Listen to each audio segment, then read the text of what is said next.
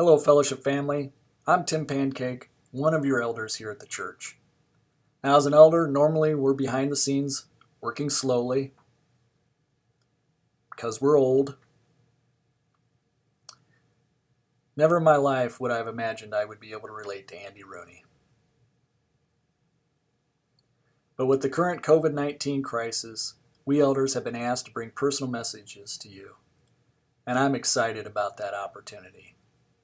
Now, personal messages to believers are nothing new. In fact, a large part of the New Testament in the Bible is personal letters from leaders to believers. You might recognize some of the authors' names: Peter, Paul, James, and John. You might also recognize some of the names that these letters were written to: the Corinthians, the Galatians, Timothy. I like that name. These were personal letters sent to specific people with sometimes very personal messages. In fact, here's an example from Galatians. Paul wrote to them, "Whenever you cross my mind, I thank God for you and the gift of knowing you. My spirit is lightened with joy whenever I pray for you," and I do constantly, "because you have partnered with me to spread the gospel since the first day I preached to you." Now, wouldn't that just make your day to read something like that in a letter from your mentor or leader, pastor, or teacher? One of my favorite letters in the Bible is one Paul wrote to the believers in a city called Ephesus. The book is called Ephesians. Now, it's a short book. It's only about 6 chapters long, and it's located toward the end of the Bible. But don't let the weird name or its short length throw you off. Paul supercharged this one. It's one of my go-to books when I need to be reminded on how to live. Now, the first half of the book is great theology. If you're into that, it's a great place to dive in. But it's really in chapter 4, halfway through the book, where Paul gets real. He begins to explain to the follower of Christ how to live. You might be surprised to learn that he covers topics such as immorality, greed, reckless living, theft, bad language, crude jokes, clowning around, anger. Wait, clowning around in the Bible? It's there. Crude jokes? It's there. Now, these are relatable topics. I don't know about you, but I've probably used bad language in the past hour. The list goes on: bitterness, rage, malicious thoughts, loose sex. Okay, time to stop. Keep it PG. So what does Paul say about them? Well, I'm not going to be the spoiler.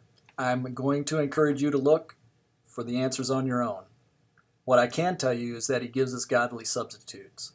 His line of teaching says, don't do this anymore. You know it doesn't work. Do this instead. It's a better way. And you'll find those answers in chapters 4 and 5.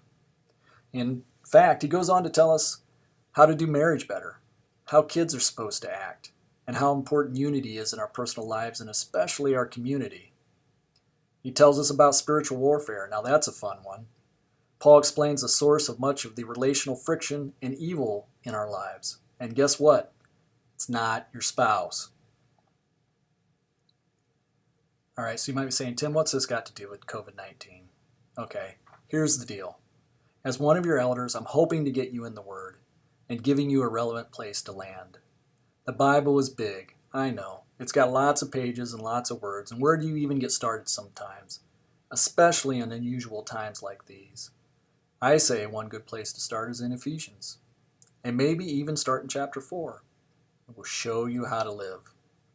Don't believe me? Here's an example maybe you can relate to right now. Maybe you're stuck in your house with a bunch of your loved ones. This is what Paul would tell you. Be humble, be gentle, be patient, tolerate one another in an atmosphere thick with love. How you doing with that one? Or this one: fathers, don't exasperate your children by coming down hard on them. Take them by the hand and lead them in the way of the master. Okay.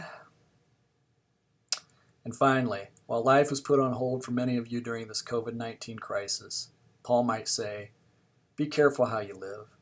Be mindful of your steps. Don't run around like idiots as the rest of the world does. Instead, walk as the wise. Make the most of every living and breathing moment because these are evil times. So turn off Netflix for a while.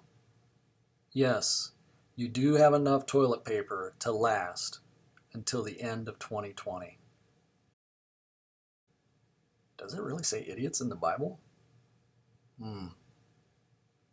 Here's the bottom line. God is giving you the gift of slowed down time. Don't miss it.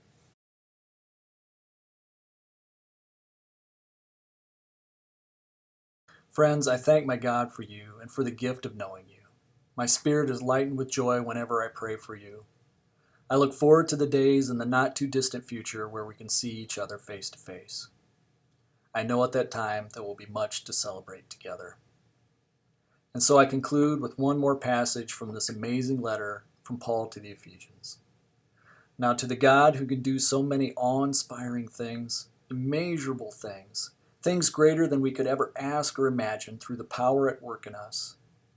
To him be all glory in the church and in Jesus the Anointed, from this generation to the next, forever and ever. Amen. Blessings, brothers and sisters.